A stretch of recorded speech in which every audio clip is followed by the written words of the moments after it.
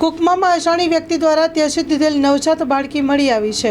કુકમા ગામેથી નવજાત બાળકી તળાવ નજીક નિવૃત્તિ આશ્રમ પાસેથી મળી આવી હતી। પોલીસે સારવાર માટે પ્રાથમિક આરોગ્ય કેન્દ્ર બાદમાં જીકે જનરલ હોસ્પિટલ ખસેડી સારવાર અપાવી હતી। ગામના આગેવાન ઉત્તમભાઈ શિવલાલ રાઠોડ તથા ભરતસિંહ સોઢાએ પદ્ધર પોલીસ મથકના પીએસઆઈ એચએમ ગોહિલના ફોનથી જાણ કરી હતી।